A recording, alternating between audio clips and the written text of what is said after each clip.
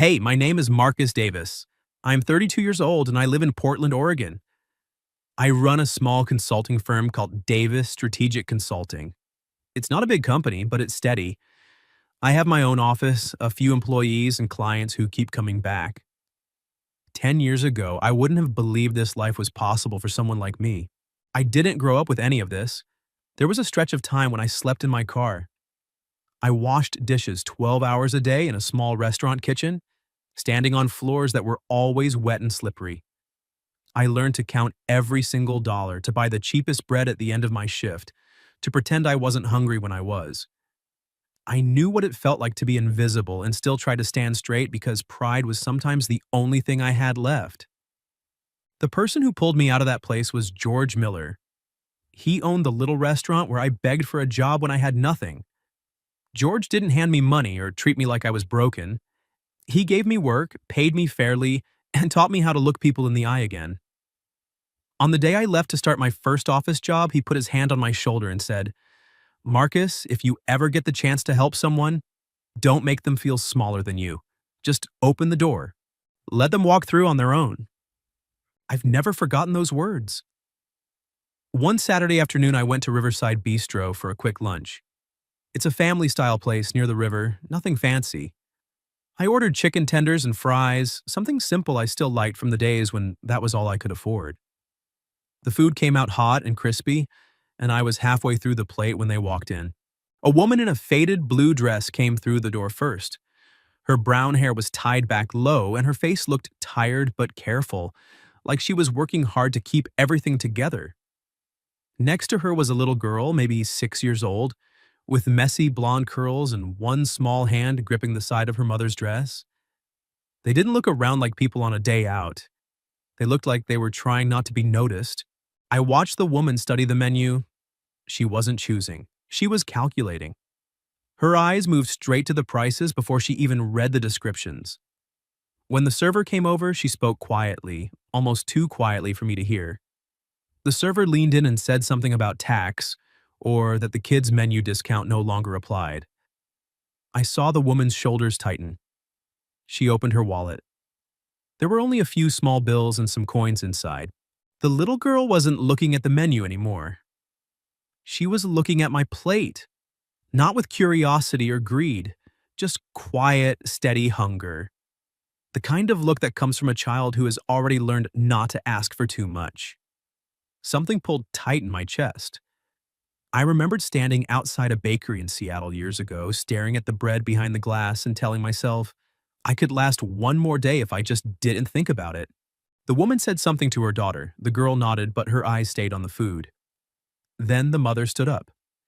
She took her daughter's hand and turned toward the door. No scene, no explanation, no asking anyone for anything. She was simply leaving. I pushed my chair back and stood up before I even decided what I was going to do. I walked fast, caught up with them just outside the restaurant, and said, "Excuse me, could you wait a second?" The woman turned around immediately. Her eyes were sharp and guarded. It wasn't the look of someone proud. It was the look of someone who had been hurt before by people who said they only wanted to help. "I noticed you didn't get to order," I said, keeping my voice low. "If you don't mind, you and your daughter can sit at my table. I ordered too much." She shook her head right away.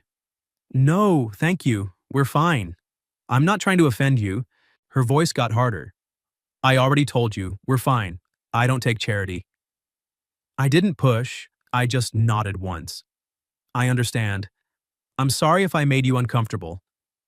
She didn't answer. She simply turned, took her daughter's hand again, and walked away down the sidewalk. The little girl looked back once over her shoulder, her eyes still on the restaurant. I stood there for a long moment after they were gone. The afternoon light felt too bright. I went back inside, sat down in front of my half-eaten food, and didn't touch it again. I had money. I could have ordered 10 more plates without thinking twice. I could have run after them and put cash in her hand. But I knew that kind of help often wasn't help at all. For someone who had been pushed around by life, kindness offered the wrong way could feel like another trap. That night, I sat in my office long after everyone else had gone home. I kept thinking about George's words. Just open the door, let them walk through. I didn't know the woman's name, I didn't know her story, but I knew one thing for certain. She didn't need a stranger buying her a meal so she could feel small. She needed a chance that felt safe, clear, respectful. And if I was going to be the one to offer that chance, I was going to have to learn how to be patient. Nearly a week later, I saw them again at Riverside Park. It was a weekday afternoon, the kind of quiet October day when the leaves had started turning, but the air still held a little warmth. Emma was on the swings, her small legs pumping with effort. Sarah sat on a bench nearby, her body angled so she could watch her daughter without ever fully relaxing. She didn't have a phone in her hand. She wasn't scrolling or texting. Every part of her looked like she was standing guard. I chose a bench farther down the path, far enough that it wouldn't feel like I was watching them. I opened a book and kept my eyes on the pages. I didn't want her to think I had come here looking for her, even though part of me had. She noticed me within the first few minutes. I saw her back straighten. One hand moved to rest on the strap of her bag like she was already preparing to leave if I stood up. I stayed seated. I turned a page I hadn't really read and let her decide whether I was a threat. Over the next 2 weeks, I kept coming to the park when I could. Some days I only walked through, other days I sat and read. I never approached them, I never waved. I made sure there was always distance between us. Slowly, the space shrank on its own. One day I sat 2 benches away, another day only one.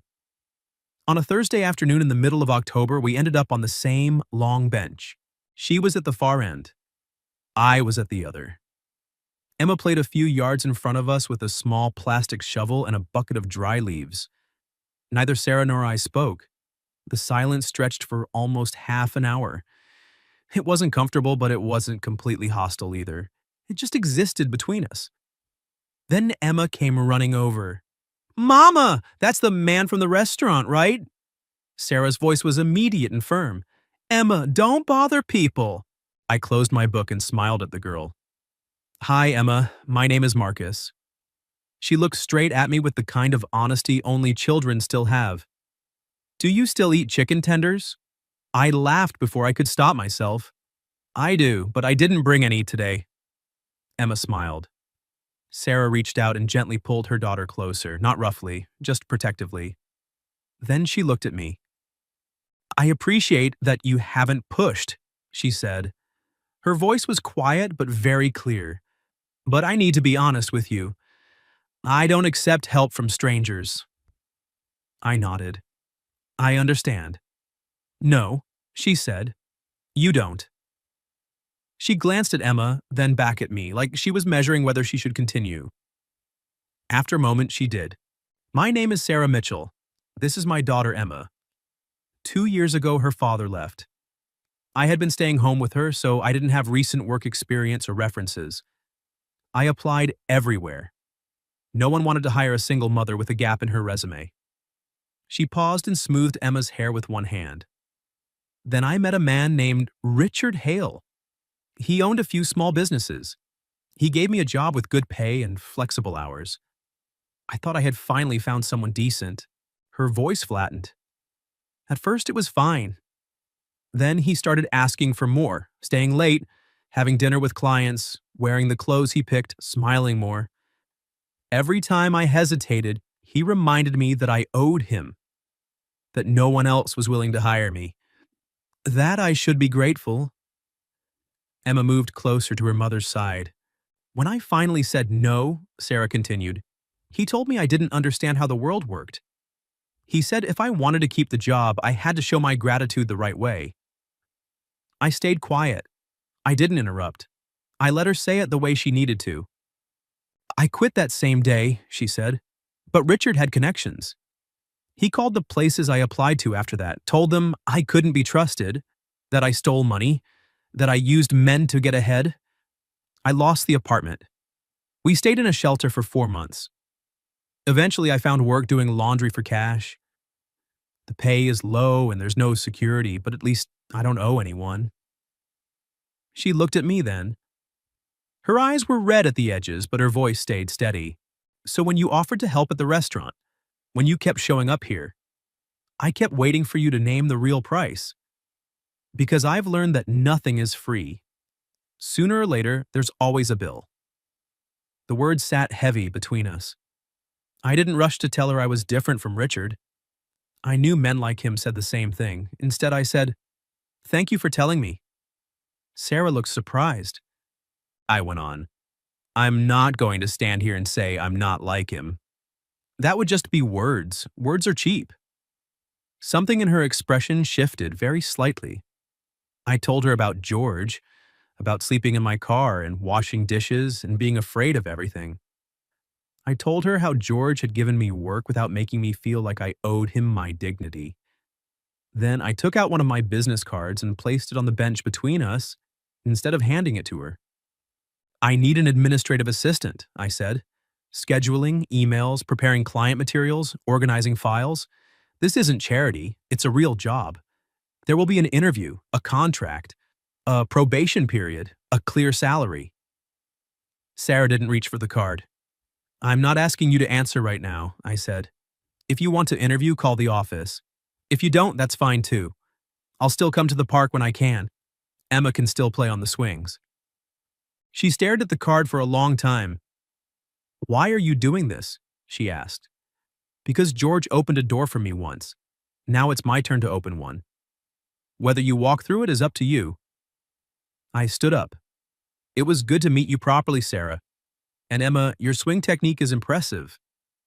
Emma grinned. Sarah didn't smile, but the sharpness in her eyes had softened just a little.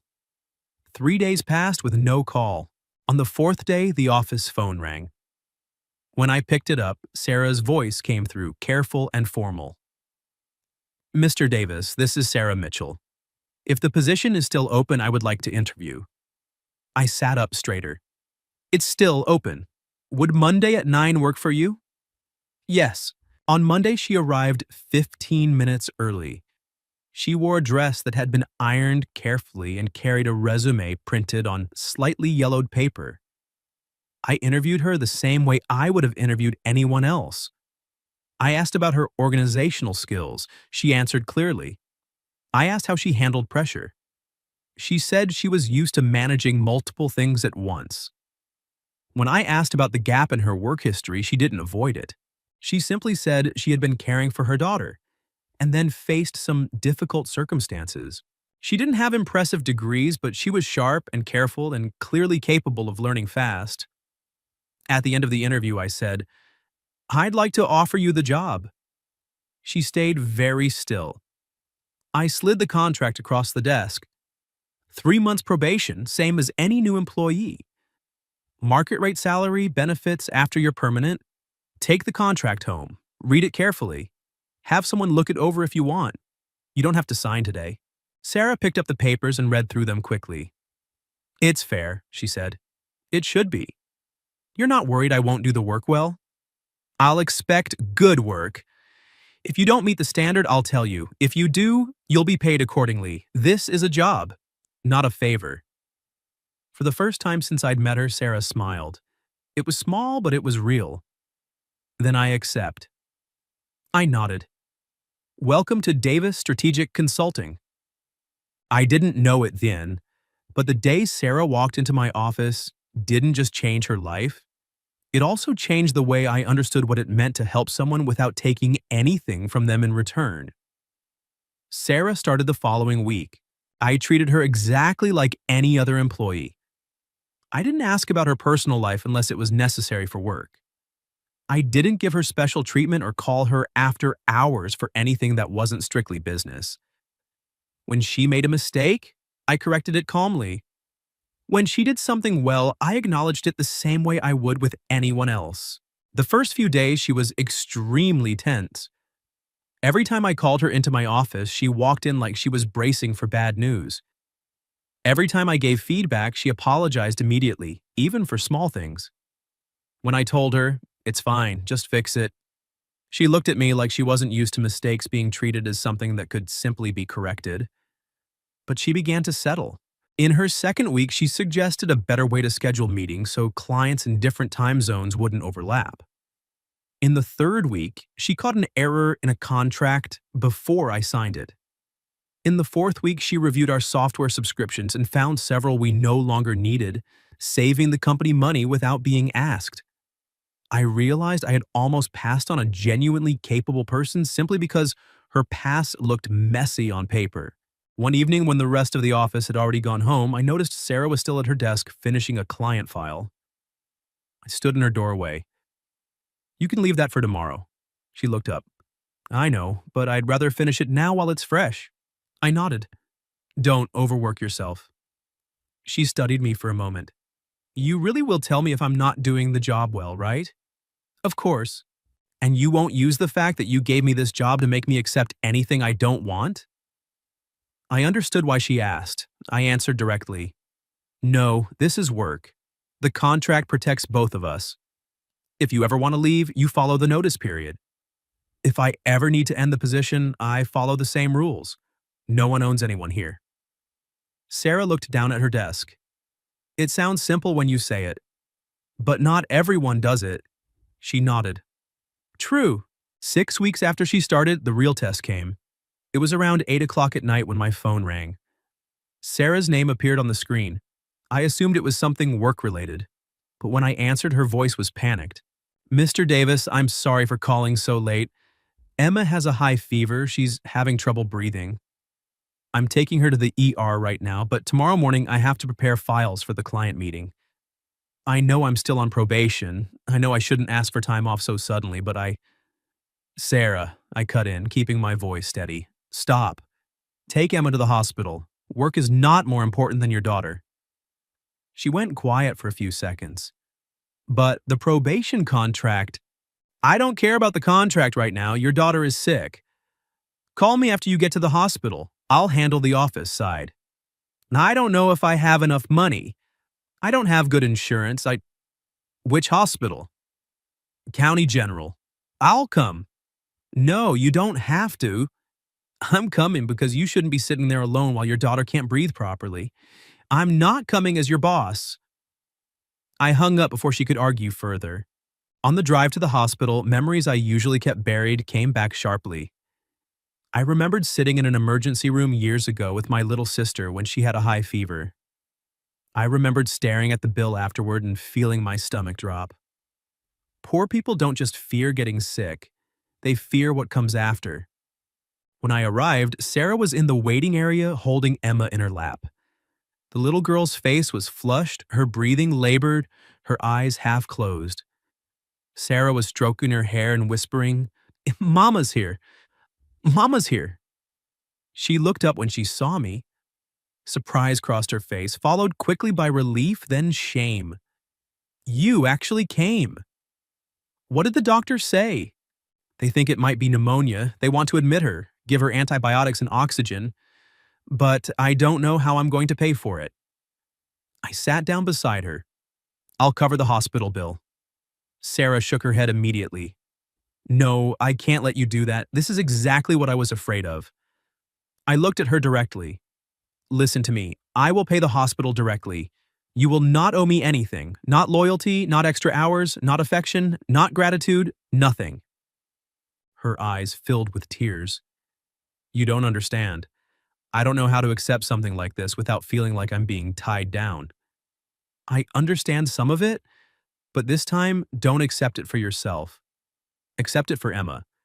She needs treatment, and she shouldn't have to suffer because the adults around her were hurt before." Sarah held her daughter tighter. I continued, "Richard taught you that kindness is a trap. I don't blame you for believing that. But you also need to know that some people help because it's the right thing to do." She cried quietly. A nurse called Emma's name. Sarah stood up, but before she walked away, she looked at me. "You won't use this to change how you treat me at work, will you?" "I will still expect you to do your job well."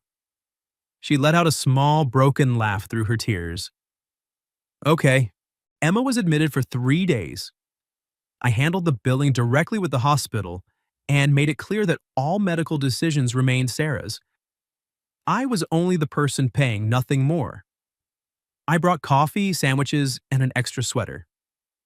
Sometimes I sat in the hallway for hours without trying to make conversation. I was simply there. On the second night, when Emma was sleeping more comfortably, Sarah came out and sat beside me in the hallway. "You could have just paid and left," she said, her voice hoarse from exhaustion. "I know. Why did you stay?" I looked through the glass at Emma's room. Because when someone is afraid, sometimes presence matters more than money. Sarah didn't answer right away, but she didn't sit as far from me as she used to. On the third morning, Emma's fever broke. She opened her eyes, saw her mother first, then saw me standing in the doorway. "Mr. Marcus is still here?" I smiled. "I'm still here." Emma's voice was small. "You're good like Mama." Sarah started crying immediately. Not because she was sad, because after months of living in suspicion, she had just heard her daughter call a man good without fear. When Emma fell back asleep, Sarah looked at me. "Thank you, not just for the money, for staying and not turning it into chains." I answered, "Thank you for letting me prove that I wouldn't." I didn't say it out loud, but that night I understood something clearly. I no longer saw Sarah as just someone I wanted to help. I had started to care about her in a way that went beyond what an employer should feel for an employee. And because of that, I had to be even more careful. If I ever let my feelings turn into pressure or expectation, I would become a prettier version of Richard. I could never allow that to happen. Emma came home after 3 days in the hospital. Sarah took a few extra days off, then returned to work. I didn't ask too many questions. I didn't treat her differently in front of the team. I simply made sure her workload stayed reasonable and that she still had the same expectations and protections as everyone else. But something between us had shifted. Sarah smiled more often. Not all at once, and not brightly at first, but gradually. She started eating lunch with the rest of the team instead of at her desk. She began joking with the receptionist. She even started pushing back on some of my ideas about client scheduling, offering better alternatives instead of simply agreeing with everything I said. I liked it. I liked watching her find her voice again. When the 3-month probation period ended, I signed her permanent contract without hesitation. During the review meeting, I told her, "You're the best administrative assistant I've ever had." Sarah looked at me seriously. "Are you saying that because I do good work or because you feel sorry for me?" I wasn't offended. I knew she needed to ask. I slid her performance review across the desk. "These are the numbers. Error rate in client files dropped 40%, almost no late meetings. Clients have commented on how quickly we respond now. I'm saying it because you do good work." She read the report, then let out a slow breath. "Thank you. You earned it." I saw something in her eyes soften. 6 months after she first walked into my office, Sarah knocked on my door. "Do you have a few minutes? I wanted to ask you something personal." "Of course." She sat down, hands clasped in her lap. "I want to help someone." I was surprised. She continued, "There's another mother at Emma's school. I can see she's struggling. Her daughter's shoes are too small. Her toes are almost curling over the front. I want to buy her daughter new shoes or help in some way. But I'm scared of doing it wrong. I'm scared of making her feel the way I used to feel."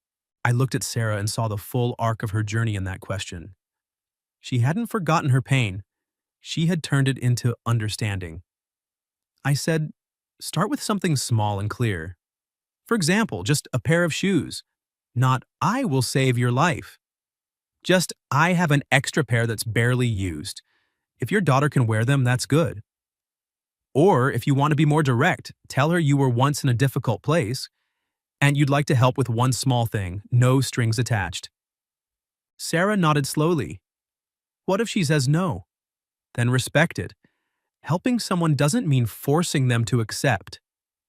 She gave a small, sad smile. "It's harder than I thought, because helping while still protecting the other person's dignity is delicate work." Sarah looked at me. "I'm learning that from you." I shook my head. "You're learning from your own experience. I'm just trying not to damage it." She stood up to leave but didn't walk out right away. "Emma wants to invite you to dinner." She said she wants to thank you for staying at the hospital. She also wants to show off the new apartment. I hesitated. The new apartment? Sarah smiled. This time it reached her eyes. I signed a lease, 2 bedrooms. It's not big, but it's clean and safe and close to Emma's school. For the first time in 2 years, I have keys to a place no one can suddenly take away from us. I felt something tighten in my throat. I'm really happy for you. So am I. That Saturday evening, I went to Sarah's apartment. I didn't bring anything expensive, just a small potted plant and a loaf of garlic bread, because she said she was making spaghetti. The apartment was modest but warm. There were drawings by Emma on the refrigerator. Yellow curtains hung in the windows. A small vase of cheap flowers sat on the table, arranged carefully.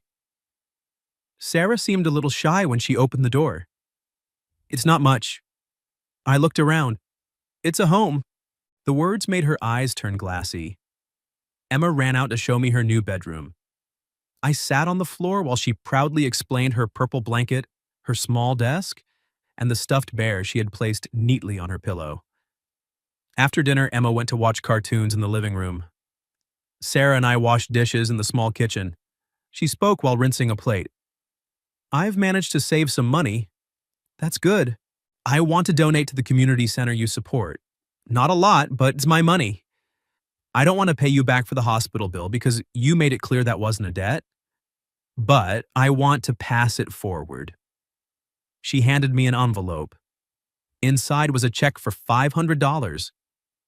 To me, $500 wasn't a large amount anymore. But for Sarah, it represented weeks of careful saving.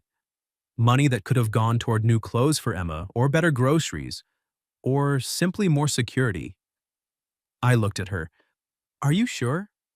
I'm sure. I want Emma to grow up understanding that when you have a little extra, you share it. Not because someone owes you, but because there were times when you needed someone to share with you. I couldn't stop myself. I stepped forward and pulled her into a hug. Sarah went stiff for a second. Then she let go. She cried quietly against my shoulder. I said, "You've come a very long way." She answered, "I couldn't have done it without you." I pulled back slightly so I could see her face. Yes, you could have. It might have taken longer, it might have been harder and more painful, but that strength is yours. I only opened a door. Sarah looked at me for a long time. Then she said, "Marcus, have you ever been afraid that you're getting too close?" I understood what she was asking. I answered honestly, "Yes, because I'm your boss. Because I have more money than you. Because you were hurt by a man who used his position. I'm afraid that if I say how I feel too soon, it will make you feel pressured." Her eyes trembled. "How do you feel?" I didn't avoid it. I care about you more than a friend, but I won't do anything with those feelings unless you're ready. Your job has nothing to do with this. Emma's safety has nothing to do with this. The hospital bill has nothing to do with this. You don't owe me a nice answer. Sarah was quiet for a very long time. Then she said, "I care about you too. But I'm scared." "I know. I don't want to lose my job." "You won't." "I don't want Emma to get pulled into something uncertain." "I understand. I need to go slow." I nodded. "We'll go slow." She looked at me, checking whether I truly meant it. Then she reached out and gently took my hand. It wasn't a big promise. It was just her hand resting in mine in a small kitchen after an ordinary dinner. But to me, it was more trust than any declaration could have been. Marcus and Sarah didn't rush. Over the next 3 months, we kept everything clear. At the office, she remained an employee of Davis Strategic Consulting. I continued to evaluate her work based on performance. To avoid any complications, I transferred direct supervision of Sarah to Megan, our Chief Operating Officer. Sarah agreed with the decision. I wanted her to know that if things between us ever ended, her job would still be safe. Outside of work, we saw each other slowly. We went for coffee. We took Emma to the park. We cooked together at her apartment. We volunteered together at the community center on weekends. Emma started by calling me Mr. Davis. Later, she switched to Marcus. One afternoon, she asked, "Are you Mama's boyfriend?" Sarah nearly choked on her water. I crouched down to Emma's level. "I'm a very close friend of your mom's, and I respect her very much. If one day your mom wants to call me something different, that will be her decision." Emma thought about it for a few seconds. "So you'll still come eat spaghetti?" I smiled. "If your mom invites me." Emma nodded. "Okay then." Sarah looked at me after that conversation, her expression softer than before. She began helping the other mother at Emma's school. She didn't make a big announcement. She started small, a pair of new shoes for the girl, saying Emma had outgrown a pair she barely wore. Then came a few shared dinners. Later, she connected the woman to a job support program at the community center. One evening, Sarah told me, "I understand now. Helping someone isn't about pulling them in the direction you want. It's about standing close enough that if they need to hold a hand, your hand is there." I answered, "George would have liked that." She asked, "Do you still think about him a lot?" "Every day." George had passed away 3 years earlier, but his photograph still sat in the top drawer of my desk. An older man with a round stomach and a white chef's coat, his hand resting on my shoulder from the time when I was thin and exhausted, with dark circles under my eyes.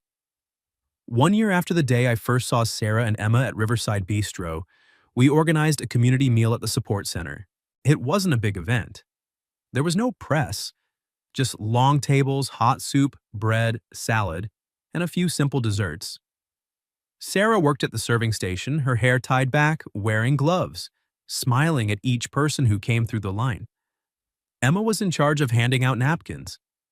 She took the job very seriously, as if it were the most important task in the world. I stood in the kitchen and watched Sarah from a distance. She was no longer the woman who had quietly walked out of the restaurant because she couldn't afford to stay. She was also no longer the woman who saw every act of kindness as a trap. She was still careful. She still remembered her past, but she no longer let Richard define the rest of her life. At the end of the evening, when most people had gone, Sarah walked over to where I was standing. "What are you thinking about?" she asked. "I'm thinking George was right." "About what?" "That the best way to repay kindness is to live decently enough that it doesn't stop with you." Sarah looked at the tables being cleared. "I used to think that needing help meant I was weak." "I used to think that too." "And now?" I looked at her. "Now I think people weren't made to survive alone." Sarah took my hand. "I'm glad you saw us that day." I squeezed her fingers. "I'm glad you came back to the park." A few months later, we got married in a small ceremony at the community center. It wasn't because she needed me. It wasn't because I had saved her. It wasn't because Emma needed a father figure to complete a family. It was because two grown people, each hurt by life in different ways, had learned how to stand beside each other without turning love into a debt. In my vows, I said to Sarah, "I don't promise to fix every problem you have. I promise I won't use love to take away your ability to stand on your own. I promise to open doors when I can, and to respect it when you want to open them yourself." Sarah cried.